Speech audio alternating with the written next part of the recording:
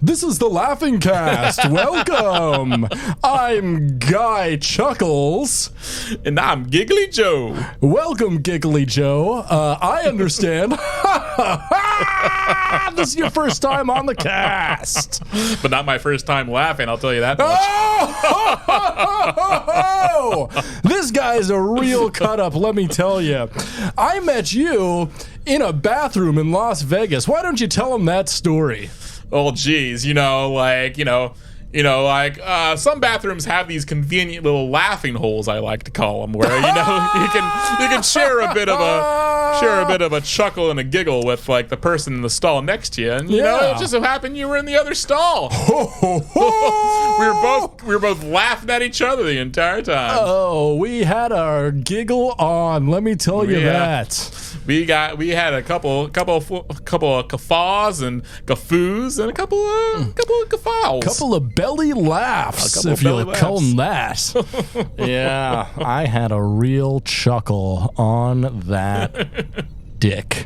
Excuse me? I'm sorry. I'm sorry? You mean a good chuckle on that? Tom, Dick, and Harry. Tom, Dick, and Harry. Every Tom, Dick, and Harry loves a good chuckle in Vegas. You know, what chuckles in Vegas stays in Vegas. No, that's what I say. And what cuckolds in Vegas stays in Vegas. I have an NDA. I understand. The chuckle cuckolds. Welcome to Soy Truck. Welcome. My name is Britton. And I am Pat. And this is a podcast, Marxist takes on Soy Trek. Mm-hmm. And, or Star Trek. Sorry, what did I say? Soy Trek. No, we're talking about the podcast Soy Trek. Oh, yeah. This is now a meta podcast. Oh, meta. Oh. Welcome. So we'll be... It's kind of like how they have, like... It's a podcast within a podcast. So, kind of like how they have those shows. Here we go. Here's the new Soy Trek. Soy Trek. Soy Trek. Soy Trek. Welcome. Soy Trek. Welcome. Soy Trek. Welcome. Soy Trek. Welcome. Soy Trek. Welcome. So this is now a podcast. This is now a podcast within a podcast within a podcast within a podcast within a podcast. And what that means is that it's like a cube. It's like a cube. Have you seen Alien? Third Alien. The assembly cut. Kirk. Now, this is a podcast Soy Trek. Yes. And we're here to talk about Star Trek and everything about Star Trek. But first, let's talk about our Patreon. Yeah. We're part of a podcast network called Dumb Idiot Bullshit. That was pretty good effects. Did you like those effects? That was pretty good. But we're a podcast network with a variety of podcasts covering all types of different subjects. We got Prison Breakdown, which is entirely about two professors talk about prison, none of which is me. I'm just a producer who does a movie segment on there. Then we've got this podcast, Soy Trek, which is all about Star Trek. All about Star Trek. Next we have Dumb Idiot Bullshit, the name of the podcast network, and that's, news, views, funny shit. Just like little comedy, like things we like to do. I don't know. It's a bunch of stuff. It's a bunch of shit. It's based on several other podcasts. We got other things going on there. We've got the Media Dungeon, all about movies. All about movies. We review movies. We just reviewed 1982's Liquid Sky. I loved it. Patrick kind of liked it. Enough. Hated the music. Yeah, music drove me nuts. Yeah, I'll drive you nuts. Alright, be driving me nuts. I'll drive you nuts with me tongue. drive them back into that hole from whence they came. For ye and your accursed kind. I'm gonna drive you nuts into your butthole. Have you ever boofed your nuts? Oh, it's called a fruit bowl, I believe. I believe you're correct. But we don't have fruit on pirate ships, yar. Only limes and lemons to fight off the scurvy. Oh, that's why they call them limeys, you know. That's why they call the British limeys, is because they used to have limes on their ship to fight off the scurvy. Even before you had the limes and the lemons, you'd be given a traditional fruit bowl. of the 2 balls stuffed into the butthole. Yeah. They did not fight off the scurvy. No vitamin C there. No vitamin C. Only vitamin scrote. Vitamin cock, if you will. Vitamin C. Some vitamin D. That's how I lost me eye. So we have a Patreon at patreon.com/dumbidiotbs, and we would love. I love how I just pointed over there and you looked. I was like, no, it's just a hand motion. Sorry. Yeah. I talk with my hands a lot. Can you tell? I'm like a 2% Italian. 2% Italian? No, I'm not. No. I hope not. God, I hope not. God, I hope not. God, if there's any fucking of that pasta sauce running through my blood, I'm gonna eat a spaghetti gun. You know what I'm saying? Yeah, you should. A spagun. I mean, I'm 10%. And I'm always like looking at cliffs. Yeah. Just the call of the void, baby. Yeah. Yeah, you just like go to a ledge and just look down, and you're like, sweet, sweet release, sweet, sweet release, sweet, sweet release. 2 hours later, old lady comes up to you, sweet, sweet release. Son, are you okay? I'm fine. I'll be fine. Everything's okay. I just had to forget. I had to use my mind powers to forget that I was 10% Italian. Yeah, I mean, you got to use a lot more than that. Yeah. Is it a spicy pizza pie? I've always wanted to ask that to an Italian. Is it a spicy meatball? Spicy meatball. Is it a hot pizza pie? Yes. Yeah. Yeah, spicy meatball. Do you put the mozzarella on the pizza pie? Put the mozzarella on the pizza pie, and when it hits your eye, you cry. Oh yeah. Yeah. So that's amore. It's amore. Yeah. Yeah. It is amore, yeah. Cool. So our patreon.com, patreon.com/dumbidiotbs, there's a variety of different tiers, lots of different things. For as little as free, you can sign up and get all of our podcasts the minute they come out. You also get to vote on what podcast we do every week, what we watch, and that's how we got to this one this week. Nice. So anyway, for as little $5 a month, you can become a little co-producer of our show, and we say thank you to people just like Electric Baphomet, Joe DeVideo, John Simcox, Elizabeth Hearn, Nick Savard, Nova, Shane Sawyer, Skeptic, Abigail Simpson, Asher Pliskin, Benjamin Van Galen, Big Strong Boy, Gabe Siciliano, Gillian McCrary, Iggy, James Hartman, Jose Martinez, Kyle Simmons, Laura Flame, Papa Poison, Robert Yolito, Roberto Molina, Seb, 7 of 9, SFC Punk, Shane Williams, Tim Wilkinson, Awful Star Trek Drawings, great Instagram account, go check it out, Jordan Hale, David Craning Sites, Dylan Lance, Ethan Adams, Gursky, Jormore, Sam Mayo, and our very good friends over at the Bruce Campbell Podcast. Ooh, yeah. And you should go check out, so that's other things. If you check out our other podcast, The Media Dungeon, you'll probably know that we have a Plex server. I have a Plex server called The Media Dungeon, on which you can watch over 18,000 films. I got over 18,000 films as of this week. Yeah. Over 1,600 different shows in their completion or in their current running. Yeah. Including some stuff you've never heard of, some stuff you've definitely heard of, some stuff you might be currently watching. Yeah, like I saw you loaded up the True Detective. Yeah, I got the new True Detective all there. There's only one episode left, and I'll get that when it's done.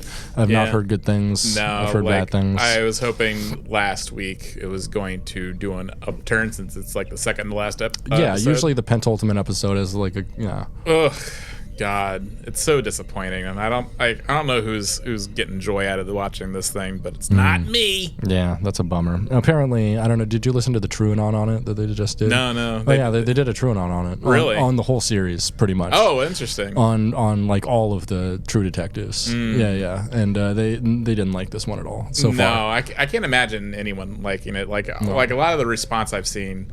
And just like, I mean, every single subsequent season after season 1 has been trying to wring some sort of like, tried to recreate that lightning in a bottle of that first season, and it's not happening. Not at all. No.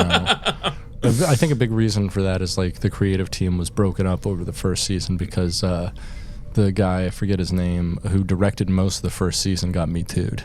Oh, did he? Mike Pizzigliato? No, that's a writer. That's like the writer, showrunner guy, but like the director of the first season. Oh, interesting. They like the same guy direct almost every episode of the first season. He got,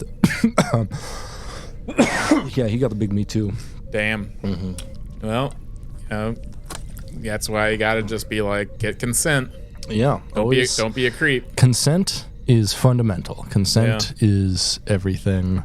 Get consent before you do things. Yeah, or what else? That's what it takes to make a good season of True Detective. No.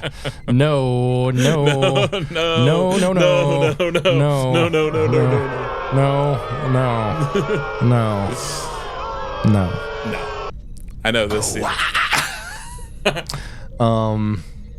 So, today we're here to talk about something that I'm surprised we haven't talked about yet, to be honest. It's one of the most fundamental episodes of Star Trek. And I think voted second best overall episode of Star Trek ever by people. Yeah, and voted the best episode of DS9 by people after its initial run. Yeah. Which I could see. It's one of them. Yeah, I mean, there's some capital A acting from everybody in this episode. Absolutely. Like, everyone's acting their ass off. And just some great writing, direction. This is a fucking episode. It is funny because, it's like at some point, it's like the reality that you're watching like a space station captain arguing with a space lizard. Yeah, but it's like some of the best material you've ever seen. And it's just like, oh, there's this space captain is fighting with a lizard. Yeah, and so the episode that we watched today was DS9 Season 6 Episode 19 in the Pale Moonlight. It's an absolutely infamous episode. It first aired on the 15th of April 1998. Which was a week after my 10th birthday. Oh, nice. It is the 141st episode of DS9 overall, and the 515th episode overall of Star Trek. Wow. Now, that was basically the halfway point. Yeah. So this episode is the writing is credited to Michael Taylor, who wrote 4 episodes of DS9, including The Visitor and Resurrection, and 20 of Voyager, including Bride of Chaotica, Relativity, Collective, and Body and Soul. Okay. So Michael Taylor is credited with the teleplay of the episode, although much of his contribution did not make the final draft. Taylor did come up with the idea of the fake Dominion rod, basing the idea on the historical Zimmerman note of 1917, in which Germany offered to help Mexico retake the southwest United States to keep America out of World War I. Instead, the American public became enraged by the implications of the telegram, facilitating America's entry into the war against Germany. For a time, the note was thought to be faked in order to convince America to join the war. In the final draft by the final draft of the script, which was actually written by Ronald D. Moore, although he is uncredited, this has been kind of changed entirely. Yeah, I heard initially it was supposed to be it was supposed to be about Jake. Yeah, Jake unraveling this. Yeah, which would have been, I think, really interesting, but not as good. I don't. Yeah, and also I think it would have irrevocably changed Jake and Ben's relationship. Right, it would have made Jake's character much darker. Yeah, and just Jake finding this thing out about his dad. And then I think that would be a blow to their relationship. Yeah, and so ultimately Moore explained about the decision to make it about Sisko. He said it was really no contest between Sisko and Jake, because as much as we want to, it's hard to get those two characters into conflict with each other. Yeah.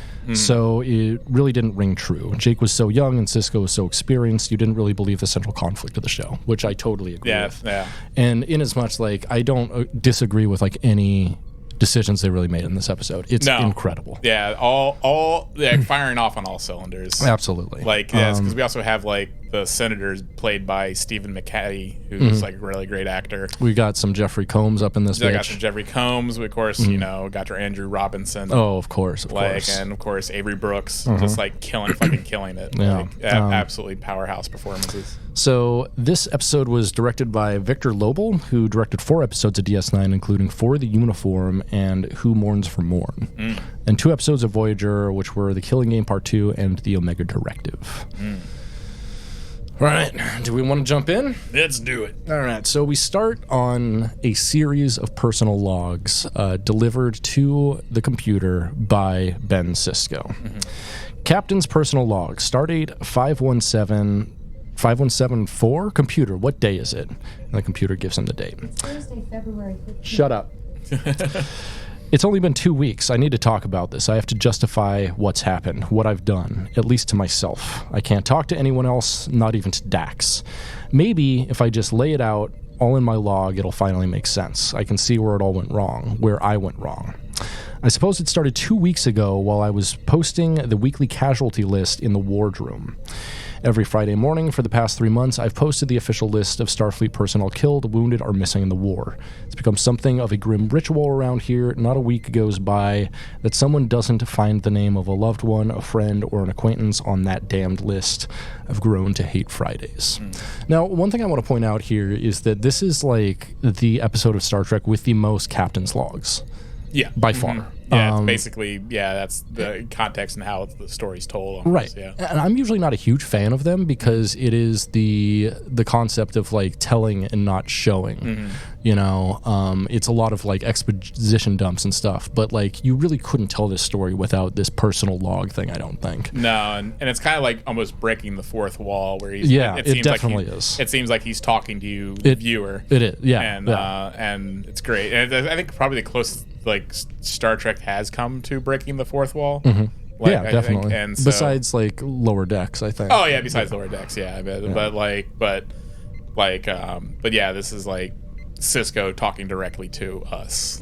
Yeah. So, and he's great at it. Fucking Avery Brooks kills this episode. Absolutely murders it. Yeah, to give him a one-man show already. Yeah, he has one where he plays Paul Robeson.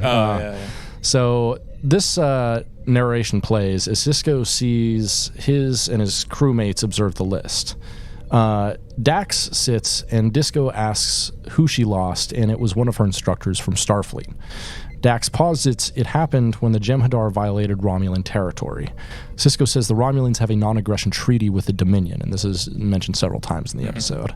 Bashir muses that they need to get the Romulans into the war, but Dax says they have no reason to help them. But at that moment, Cisco resolves to bring the Romulans into the war. Opening credits, 2 minutes and 50 seconds. Perfect cold open, honestly. It's like it gives you an exact idea of what's going to happen. It gives the foreshadowing of like something bad happened. Cisco made some mistakes, but he's still alive to tell the story.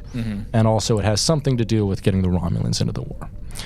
So when we return, Cisco is practicing his logic for the Romulans entering the war on Dax, and Dax plays the devil's advocate, and she's very good at it. This is a masterclass on Avery Brooks's bombastic acting and Terry Farrell. Terry Farrell. For some reason, I was thinking that was the name of the guy from Jane's Addiction. Perry Farrell. Perry, yeah. It's like that can't be right. No, they're both great at this acting here. Yeah. This is a wonderful scene. Eventually, they get to the conclusion that the Romulans need evidence, but they don't have any evidence of a Dominion plan. So Cisco thinks they need to send in a spy to Cardassia Prime, and guess who they want to send? Garrick. Our favorite Simple Tailor, good old Gaylord Alim Garrick. He's flattered Cisco would choose him, but claims the mission is a suicide mission, and that's not his specialty. Cisco asks if he has anybody who owes him a favor, and Garrick says it would require calling in all his favors, and that may be a messy, bloody business. He asks if Cisco is ready for that. Cisco says the only way to end the bloodshed is bring the Romulans into the war, and Garrick is surprisingly in. Yeah, because it definitely feels like Garrick is like 10 steps ahead of Cisco. He definitely is. And so he always is. He's 10 steps ahead of everybody. Yeah. Like Garrick knew that Cisco was going to come and ask him this, and he already had the gears working. Yeah, he already had it. And I think this really demonstrates like just like Garrick's efficiency, his unbelievable cunning. And and it's just like it's amazing Cardassia didn't kill him. Like, it really is. It's but like he's too dangerous to be left to his own devices. But at the same time, he's like too useful to kill. He is too useful. Like he's useful to kill. Oh, yeah. He is one of the most important weapons on anyone who has him side. Yeah. Like he's amazing with the with Cardassia, he's amazing with Starfleet. Like, no matter who he's working for, he does a phenomenal job of being a spy. Yeah, and I do love this because, it's like Sisko has to come because this is not the way the Federation does things. No, and it's pointed out that this episode is like the antithesis of Gene Roddenberry's vision for Starfleet, and honestly, I'm totally okay with that. Yeah, I mean, it shows, like, it really demonstrates, because, like, at the beginning, it really demonstrates Sisko's desperation, because the founders are an enemy like they've never encountered before, because they have the ability to infiltrate anyone, and they grow new armies at a moment's notice. Like the Jem'Hadar, they can grow in no time, and the Jem'Hadar are brutally efficient, and so it's like a completely unstoppable force. So he's like the desperation that he has to go to someone who has a completely different skill set than what he has ever had to use, because he's used to diplomacy and everything, and being a part of the Federation. It's just like, and he's used to dealing with the Wayuns, but not the Jem'Hadar. And the founders who are cunning in themselves, and so it's just like you have to change your tactics, and right. So we get another personal log from Sisko. Says, my father used to say that the road to hell is paved with good intentions. I laid the first stone right there. I'd committed myself. I'd pay any price, go to any lengths, because my cause was righteous. My intentions were good. In the beginning, that seemed like enough. And God, this is just so well written. I fucking love this. So Sisko is sleeping when his narration says he's learned the bad news always happens in the middle of the night. Kira pages him, and they just received a message from Starfleet. Beta Z has been invaded by the Dominion. And there's actually a really good book on this, like a novel about the invasion of Beta Z by the Dominion. Cool. Highly recommended. I forget what it's called, though. So it might be like the invasion of Beta Z. So on the bridge, everyone discusses how the ball was dropped on protecting Beta Z. Kira says this gives the Dominion a great position to attack many places in the Federation, including Vulcan. Dax muses that they need a new ally in the war. Sisko enters the tailor shop and asks Garak if he's made any progress. Garak says he's called in all his favors, including the sexual ones. And Bashir's just chained up in the corner like, I can't take any more, please. He has a gag in his mouth. Shut up, you. You said you'd do me this favor. What does this have to do with getting the Romulans on our side? What? Romulans. Oh, fuck. Oh. Yeah, I got a couple things got a couple burners going. Got a couple shrimp on the Barbie over here. Yeah. I got some feelers. Don't worry about it. Just give me a little. Just come back a little bit. Yeah.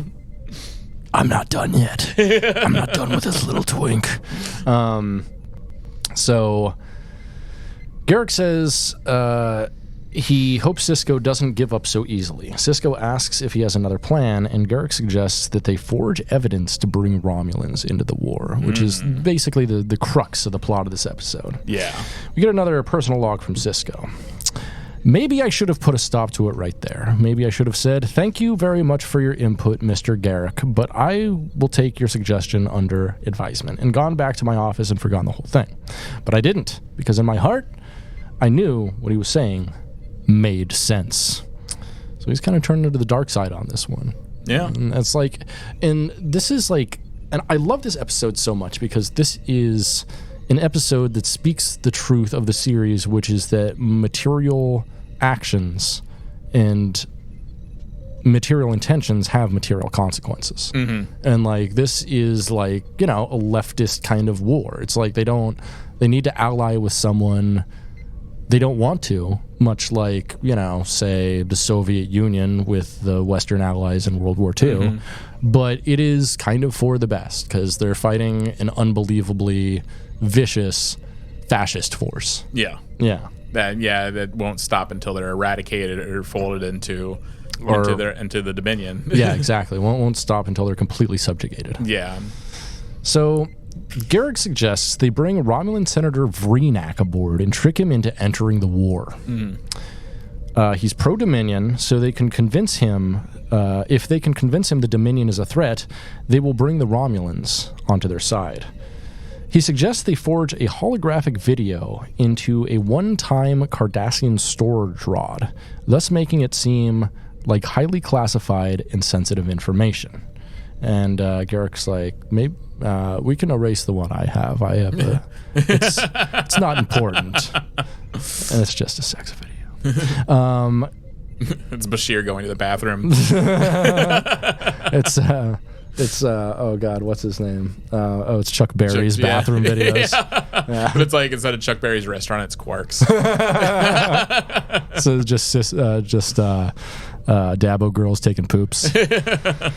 So Cisco says that Vreenak will want to examine the holographic rod, and Garrick says that he wants to examine a holographic rod, if you know what I mean. Yeah, I know what you mean. Garrick says it will appear genuine. Mm-hmm. He says he found the man who will create the holograph recording. Cisco says he'll need Starfleet approval, and he can probably get it.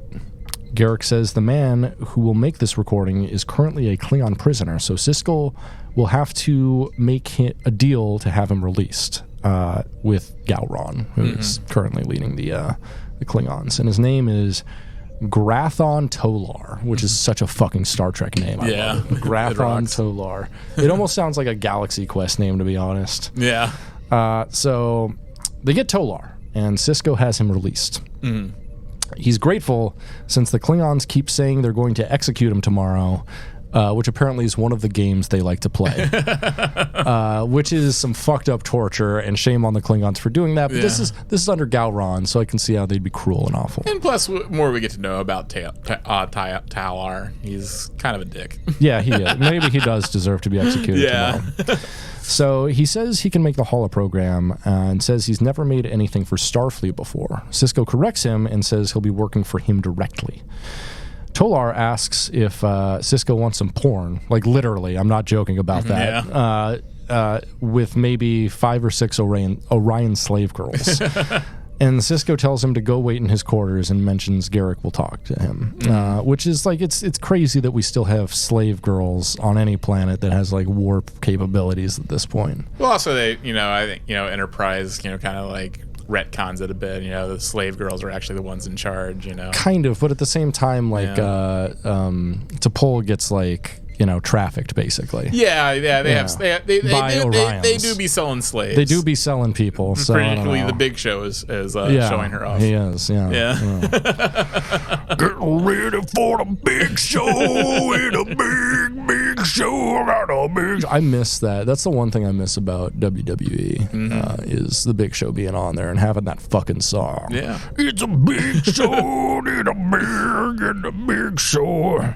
I do like how he is. I don't know. He had the Big Show, but I'm not sure. He is a very funny comedic actor, I think. Yeah, I mean, in a lot of that was apparently Vince McMahon really didn't like him very much, and so he often would try to humiliate him, which is why the Big Show did so many comedy angles.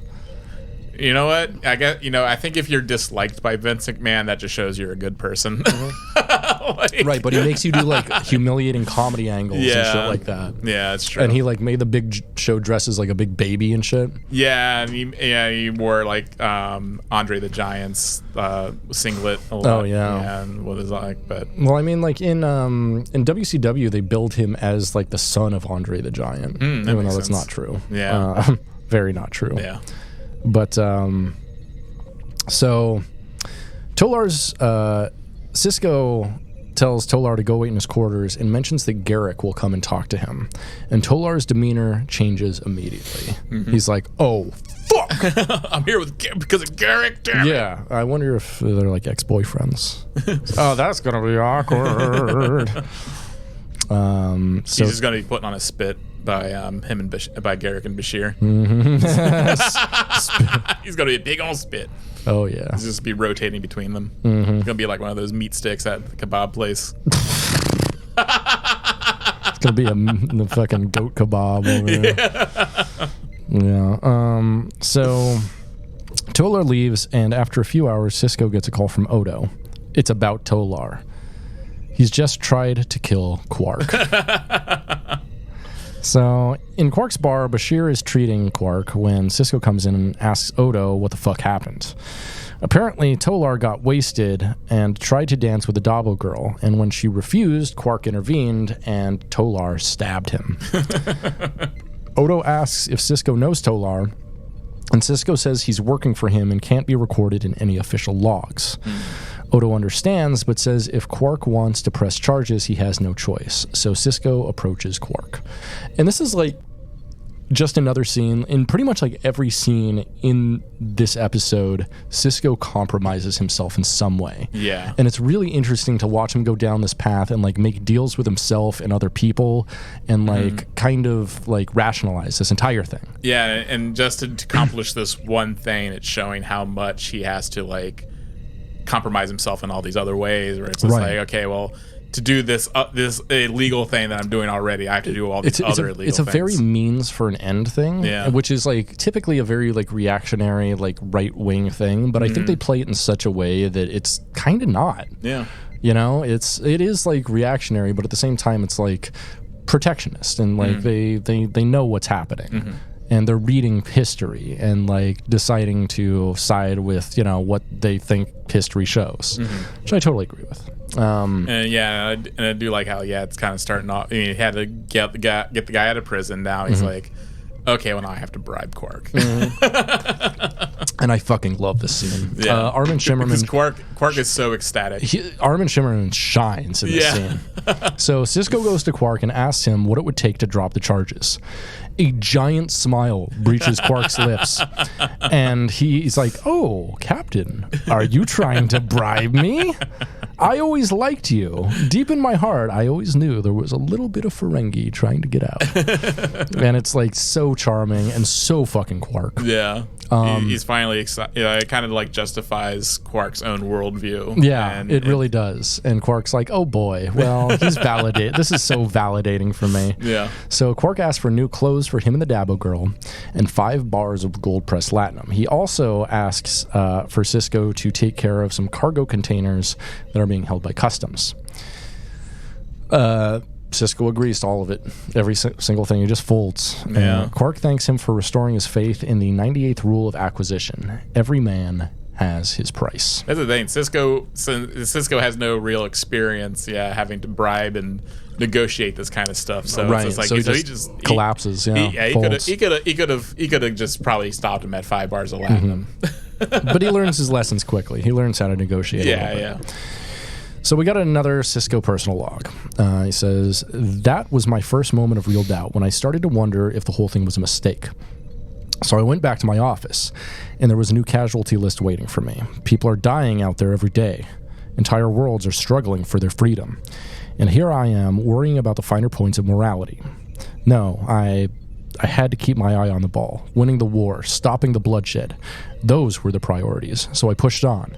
And every time another doubt appeared before me, I just found another way to shove it aside, which is, once again, him like learning how to compromise all of his values, which is fascinating, you know? So, next, Garak and Sisko have to obtain a genuine Cardassian data rod. Garak has managed to find someone to give them one, but he wants 200 liters of biomimetic gel, which is what memes are made out of. Biomimetic gel. Yeah. Which is dangerous and heavily monitored and often used for genetic modification. Garak says if the price is too high, perhaps we should call it off, and Sisko does. But then changes his mind immediately and says that at least 200 is too much. And Garak insists that the price is negotiable. Yeah, because he's like, there's not even like 200 in like the entire sector. The entire sector. It's like be possible to get that much anyway. So Sisko goes to Bashir and asks for 85 liters of biomimetic gel. And Bashir says he can't release that without knowing where it's going, saying it could be used to make biogenic weapons or organic explosives or, at very worst, conservative memes. But Sisko says it's not a request, it's an order, and tells him where to send it.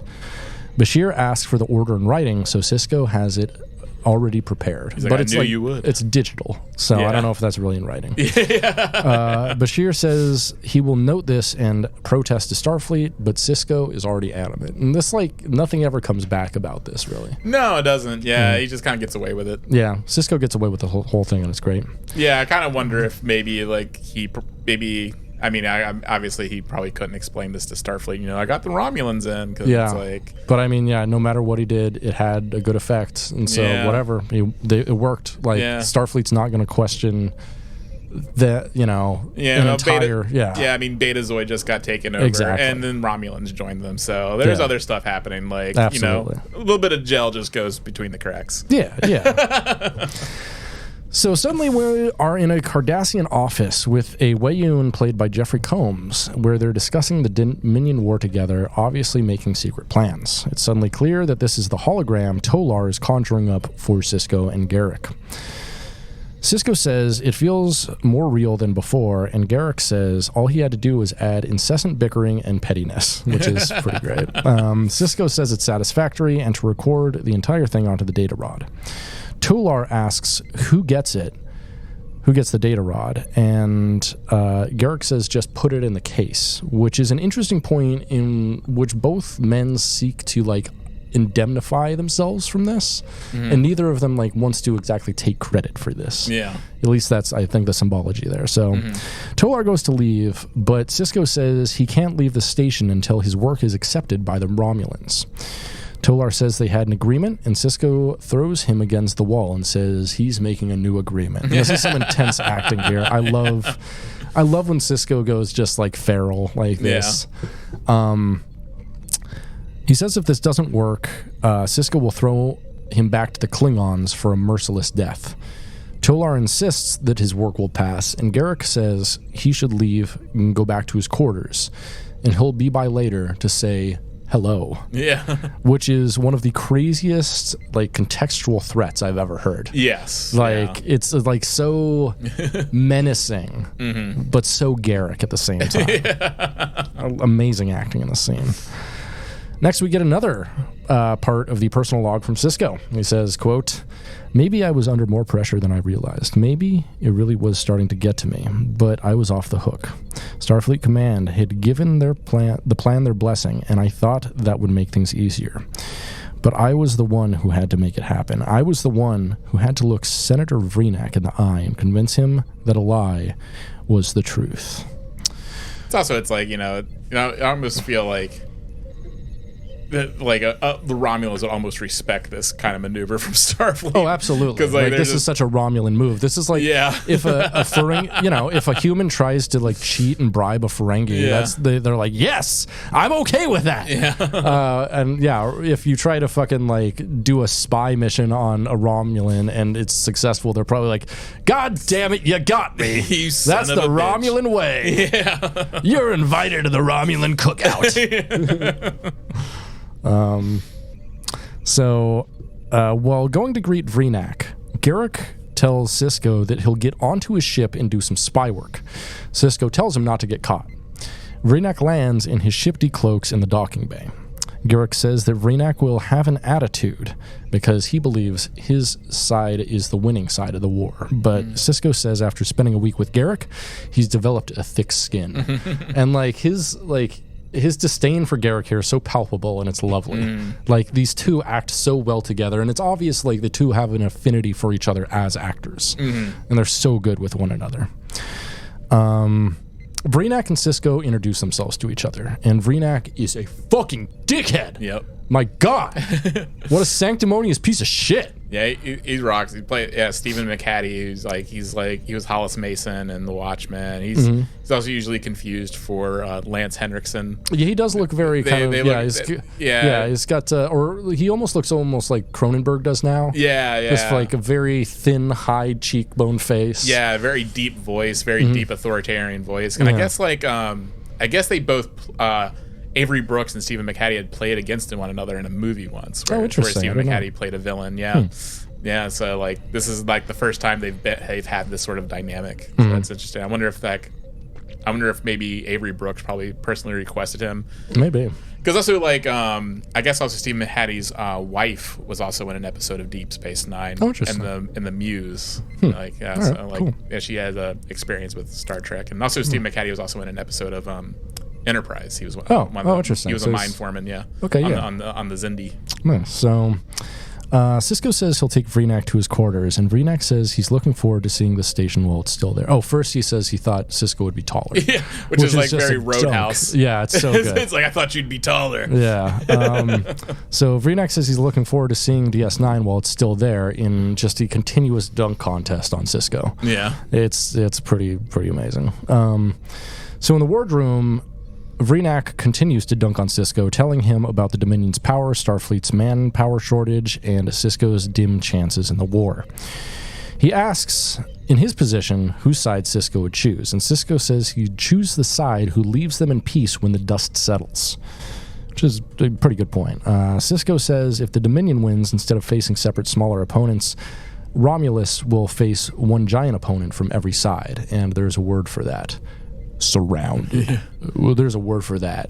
Gang bang. I do like how Sisko does try to do the traditional route with Vreenak at first, like try to win him as he usually wins people through logic. Yeah, doing a lawyer. And yeah, that's the thing. Is like Sisko has different modes, you know? Yeah.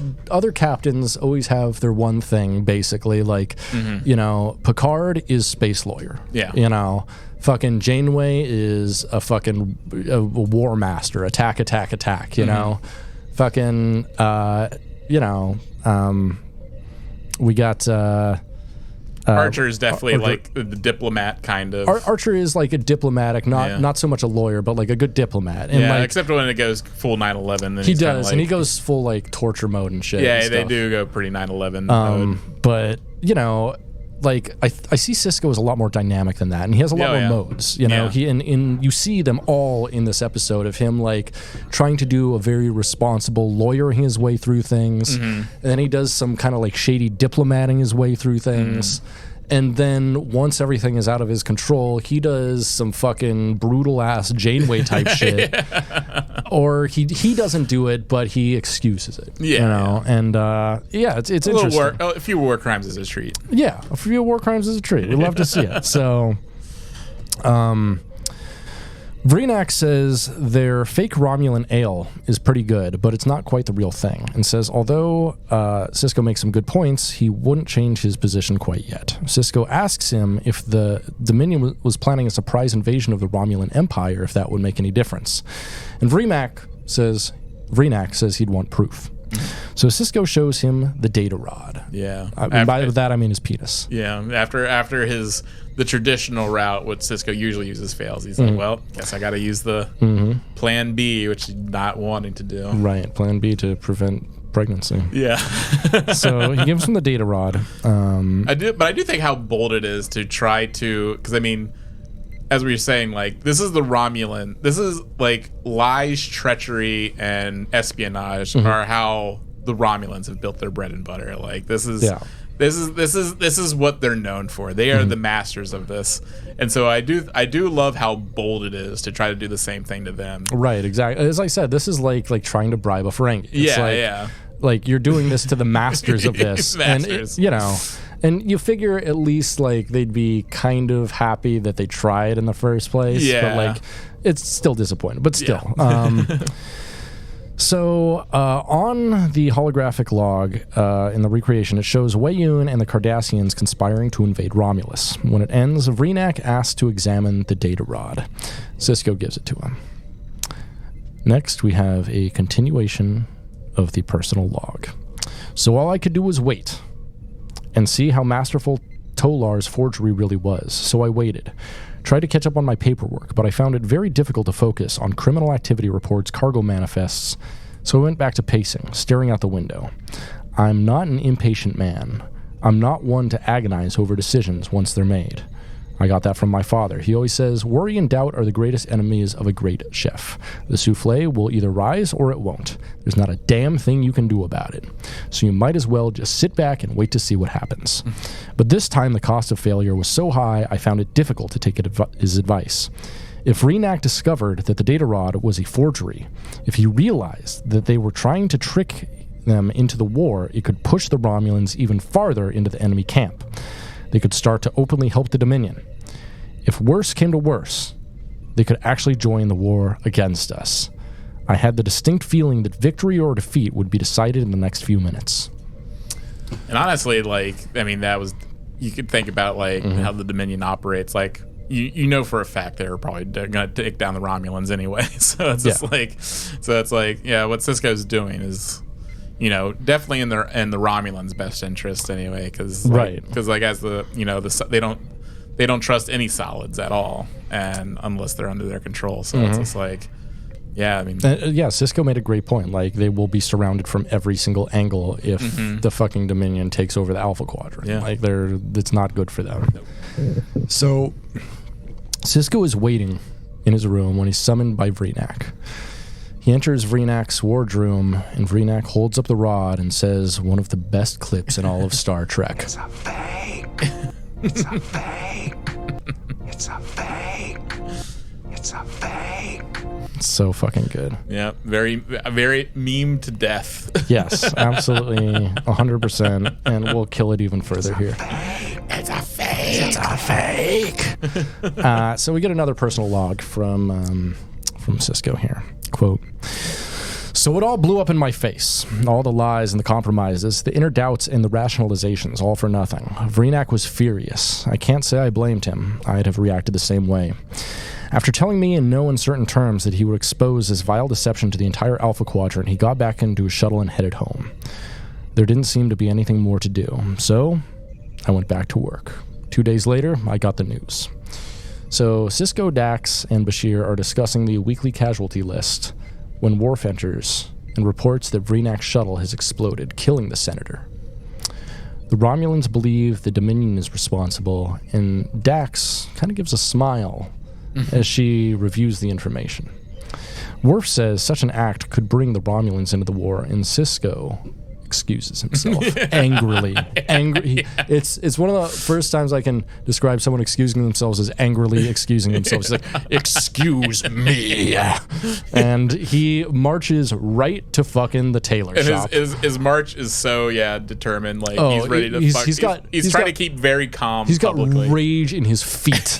Like it's amazing how he's walking. Like this is an acting masterclass of just showing of using just like bodily motion to convey an emotion perfectly, because he looks fucking pissed. Like if someone came at me like that, I'd run. I'd run. Just be like, "Oh shit, Avery Brooks is gonna fuck me up." Yeah, right. Paul Robeson coming. Paul Robeson coming.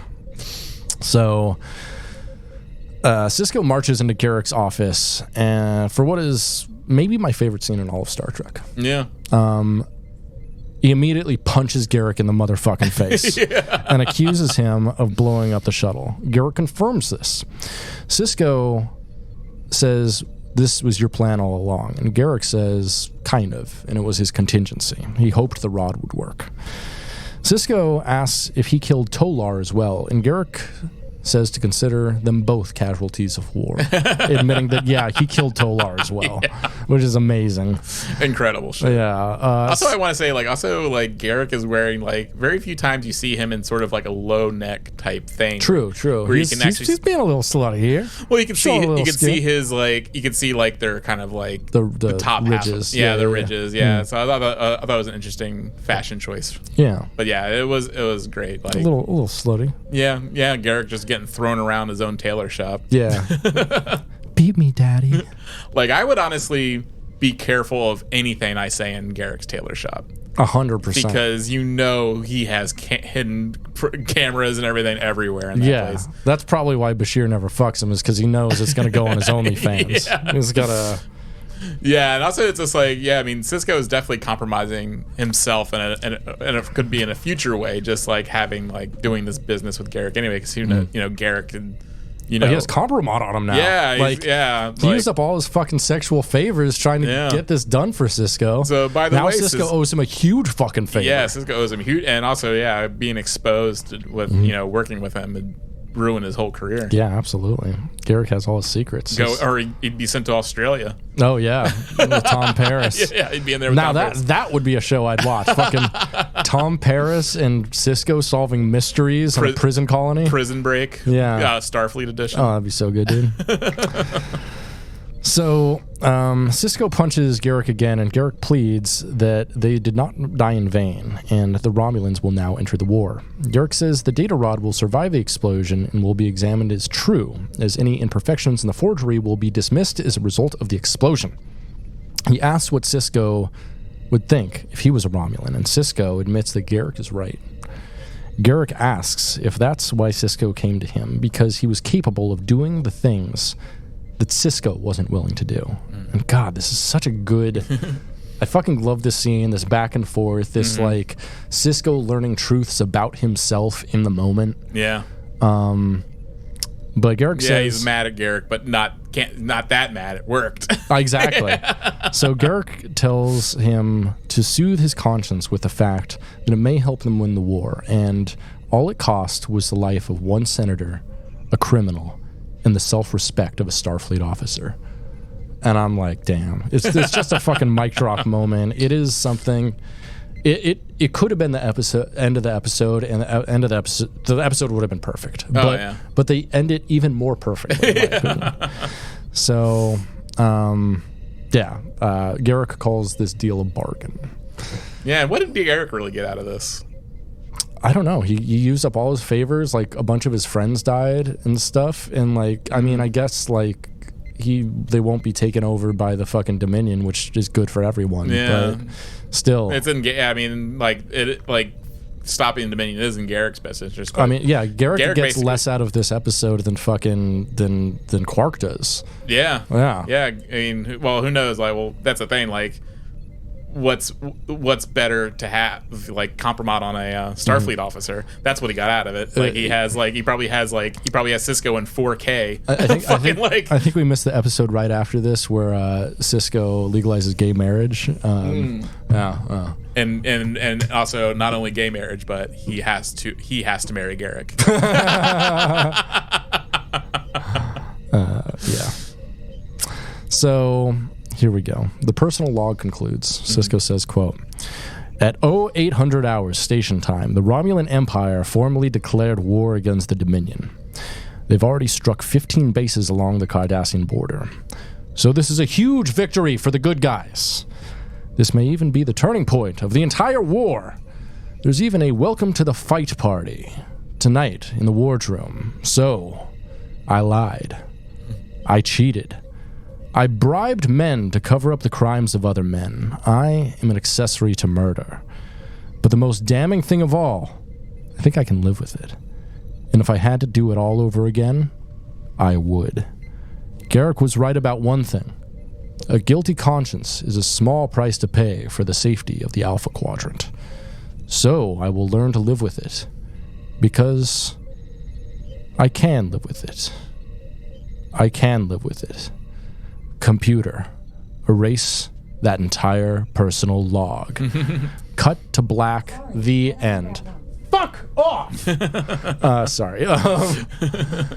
That's the end of the episode. What did you think of this fucking episode? I love it. Yeah. It's one of the best. Yeah, I mean, acting fantastic all around. Like, and this is, I think it is included in like top 10 must see Deep Space Nine episodes and top 10 must see Star Trek episodes. Yeah, like honestly, like, and I feel like, you know, it is like, it does go against, you know, Gene's vision of it, but it's like, but I think it does a great job of like creating the conditions that would drive Cisco to make this sort of devil's deal in the first place. Exactly. This isn't telegraphed exactly, but like they build this up through many seasons, and like Ira Stephen Bear makes this an imperative thing and a thing that like politically makes sense for Cisco to do, even though he has to compromise his entire personal moral code to do so. Yeah, the changelings are that's why I think like the changelings are probably one of the best Star Trek villains.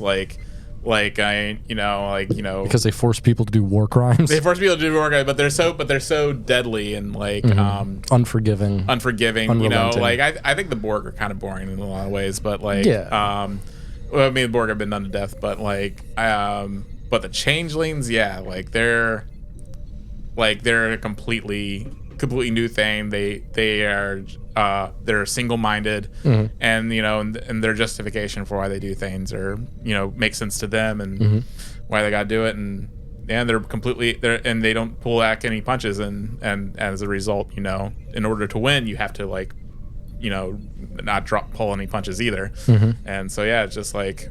Yeah, it all makes sense. It escalates to this point, and it's fantastic. It's a great episode. Absolutely fundamental episode of Star Trek, and maybe the most pivotal episode of Deep Space Nine in totality. Yeah. Yeah, this presages exactly what happens for the rest of Season 6 and a lot of Season 7 with the Dominion War of the Allied, Alpha Quadrant forces and Beta Quadrant forces against, the Dominion. And, it's fantastic. And it's maybe the best Garrick episode. Oh, absolutely, yeah. And maybe the best Cisco episode of all. Yeah, I mean, Avery Brooks is an amazing actor. Like, actually, you know what? I give that to Far Beyond the Stars. Yeah, Far Beyond the Stars. He directed it too, and it's a fucking masterclass. Yeah, he's definitely like one of the strongest, like I think acting wise, the captains. I feel.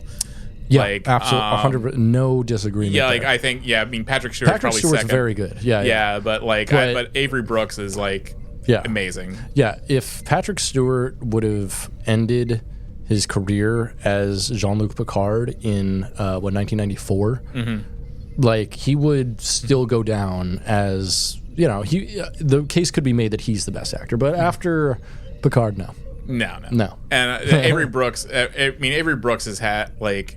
He was given so many good like performances. He put in such good work with this. He did, and he's compelling to watch. It's so funny to me. I've seen a lot on like r/Star Trek on Reddit and stuff. Like people will say that Avery Brooks is an overactor, and then go on to name Patrick Stewart as their favorite Star Trek captain as far as acting. And I'm like.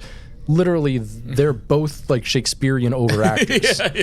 They both do this a lot and scream about things they don't need to scream about. Like, I mean, this is a society that's completely built on Shakespeare. Right, 100%. This is just how they talk, But no, I think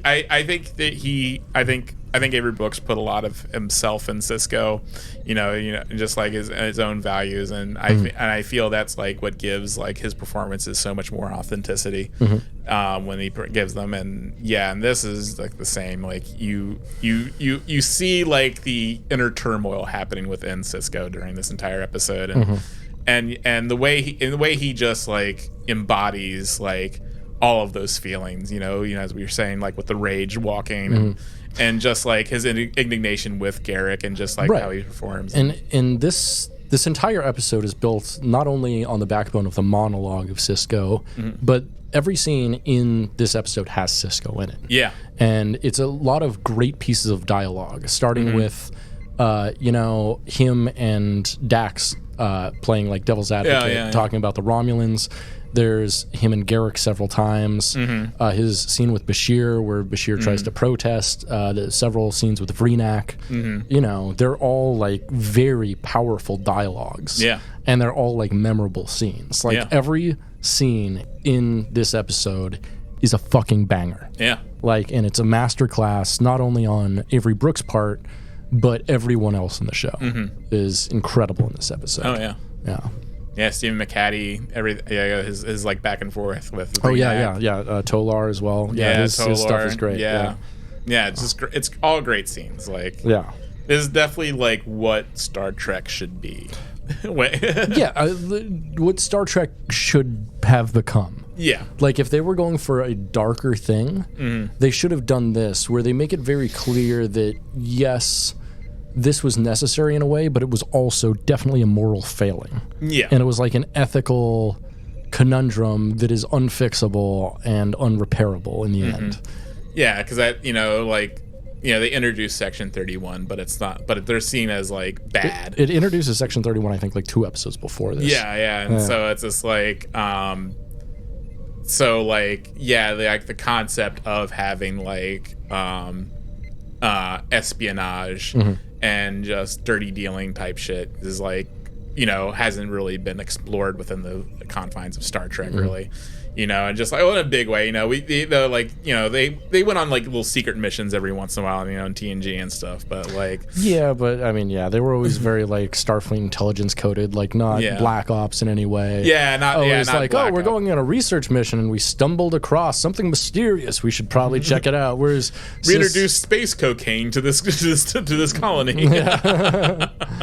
Whereas Cisco's like, go check that out and spy for me. Yeah. I gotta fucking trick these morons into acting within their own best interest. Right. But it's some great Captain Daddy moments. Yeah. Some just incredible acting moments from everyone involved, but especially Cisco and Andrew Robinson as Garrick. Yeah, absolutely. Yeah. God, Garrick's so fucking good in this. Yeah, he's amazing. It's crazy. Like, we never get to see like Garrick call in that favor from Cisco. No, well, yeah, that's yeah. He's probably like, just let me scan Bashir's body in sleep. Don't worry, I'm just making a little holoprogram about it. I'm sure. I just need a solid scan. I'm sure Garrick probably has Garrick probably got Bashir into like, he's like, oh, let me measure you for a suit. Yeah. And then the thing that he used probably just took a holo scan of his body and was just like, the favor is probably just like, Cisco, just let me turn off the censorship controls on the holo suite. Yeah. Just trust me. Just trust me. Him and Julian are in there doing like our man Bashir. Suddenly Bashir's naked. He's like, what the fuck just happened? Computer Arch. What the bloody computer Arch? Arch? The arch doesn't appear. It can't get out. It just hears zzz. You're all mine now, Twink Doctor. But fantastic episode. Like, we love Garrick, we love Cisco. We love It's a fake. Yeah. It's fantastic shit. Yeah. Revisit this episode a lot. So it was great to it's crazy we haven't done it yet. Yeah, it is. But I was kind of saving it for a special occasion. But you know what? The people voted on it. I said, why the fuck not? Yeah. Why the fuck not? I love democracy. Indeed. So this is how democracy dies. To thunderous applause. To thunderous applause. Same movie. We did it. Yeah. Gosh, this episode's great. Let's read a little bit on the background here, actually. So, the earliest origins of this episode are to be found in a discussion amongst the writers about various pivotal moments in recent U.S. history. One such moment was the 1964 Gulf of Tonkin incident when a North Vietnamese gunboat allegedly attacked a U.S. naval vessel, leading to an increased military presence in Vietnam, which actually never happened, effectively beginning the Vietnam War. It was a Black Ops thing meant to, just fuel the war. So another defining moment under the discussion was the 1974 Watergate scandal, which we all know about, was President Nixon hiring guys to go in and get compromise on House of Representatives and shit like that. So thinking about the sheer scale of these incidents and the massive repercussions felt for years afterwards by many people in all walks of life, the producers asked former staff writer and producer Peter Allen Fields to compose a story based around a political controversy involving a secret that, if discovered, could have huge consequences throughout the quadrant. And this is exactly that. This is like a huge, like, grand conspiracy moment. And but it's not a conspiracy for the wrong reasons, unlike most conspiracies, I think. Yeah. And it makes you wonder, like, what positive conspiracies are happening under our feet right now? I mean, right now, I think none. Yeah. Like, if anything, there's nothing but bad. Like, this is bad faith conspiracies. Yeah, the CIA exists. There's nothing but bad faith conspiracies. Yeah, I don't know. There might be some leftists doing some good things, trying to, I don't know, like, do a political act of violence, maybe. a revolutionary act of some sort. Yeah. Good hope. Yeah. We won't. I don't want to speculate too much. I hope it's violent towards capital. Yes. Not people, capital. Yeah. Mm-hmm. Just like those people that all the empty skyscrapers that are in LA. Oh yeah, being tagged up right now. Yeah, and spray painted all of those. That was really funny. Now there's and the city wants it cleaned up, and I'm like, why don't you for who?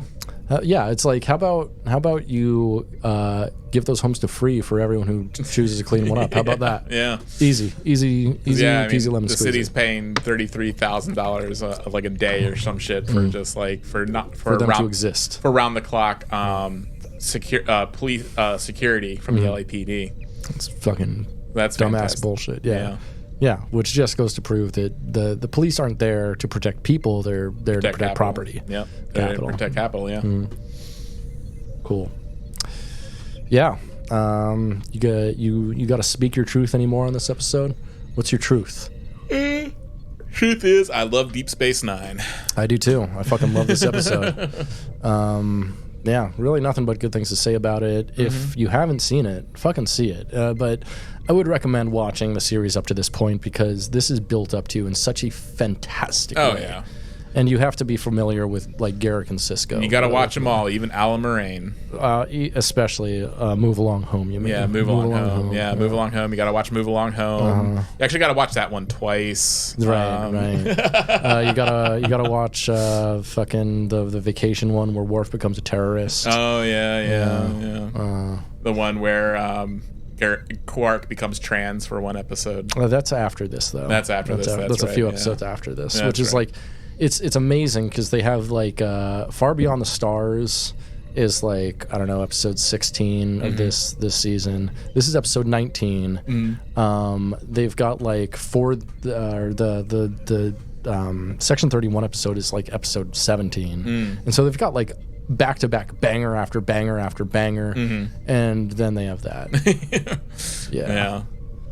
The one before this also isn't great. It's I forget what it's about, but it's not fantastic. Yeah. But, season 6 altogether is one of the best seasons of television ever. Yeah, absolutely. So even the bad episodes are still pretty fucking good. Yeah. It's like season 5 of TNG, which has a lot of good ones. The season 4, I'd say TNG is probably my favorite. Yeah. Season 4 is a fucking rip banger, like all of them.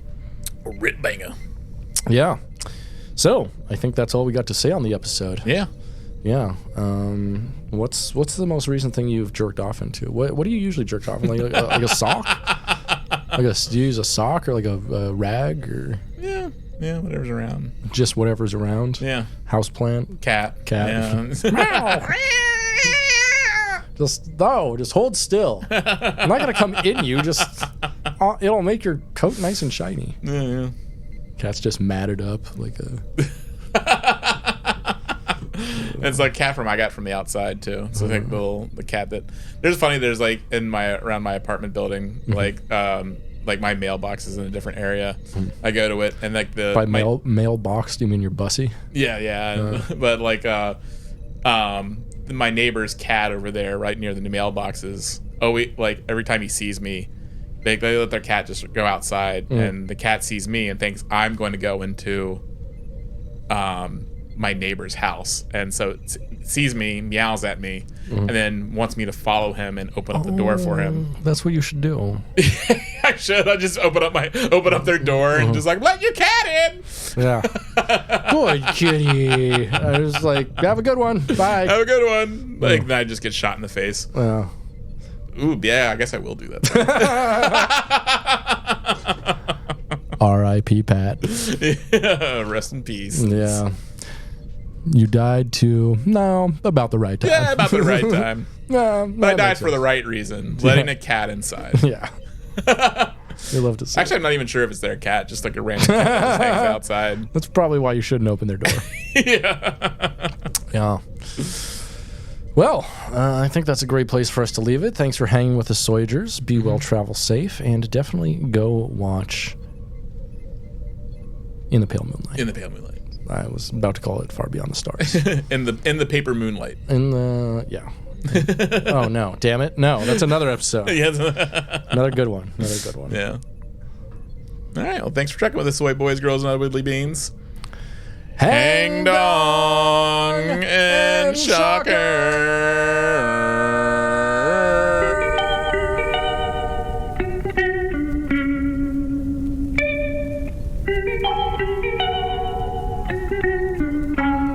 It's a fake.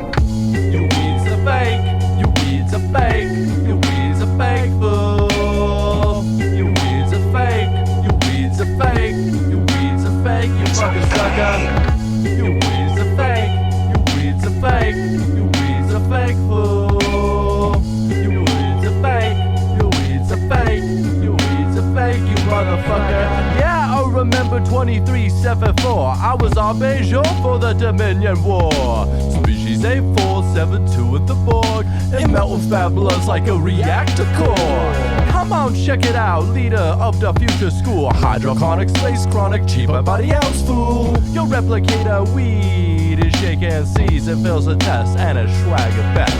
Oh yes, indeed, this Ferengi greed is always a drag whenever I try to get a bag. But these big punks, they don't give two fucks, cause now our money's sucked up and we still ain't fucked up. And that's illegitimate. I'm in Starfleet and I don't deal with this shit. Make no mistake, when you pull a stunt, I'ma tell you straight up front. It's a fake. You weeds a fake. You weeds a fake. You weeds a fake fool. You weeds a fake. You weeds a fake. You weeds a fake. You fucking sucker. You weeds a fake. You weeds a fake. You weeds a fake fool. You weeds a fake. You weeds a fake. You weeds a fake. You motherfucker. Now drop the fucking beat and just give me the bass. Forever we're exploring the outer space. Resistant dropping fire beats out of your face and exploding my lyrics on the human race. Listen up, they call me Mr. Police Resistor. Persist to smoke, don't joke, I must insist. Federation Society ain't classicist, but they repress the artists with this alarmist anti-drug agenda. And you a fucking pretender. You say this is endo? No, I don't think so. Your butt is lo-fi, yo. The answer is no, bro. I don't want your shit, dro, and the latinum's a no-go. Damn, these motherfuckers try to run a scam. Every time I try to buy an ounce, they try to pounce. And it's always wag when I open a sack, and my heart starts to break, motherfucker. You weed's a fake. You weed's a fake. You weed's a fake fool. You weed's a fake. You weed's a fake. You weed's a fake. You fucking sucker. You weed's a fake. You weed's a fake. You weed's a fake fool.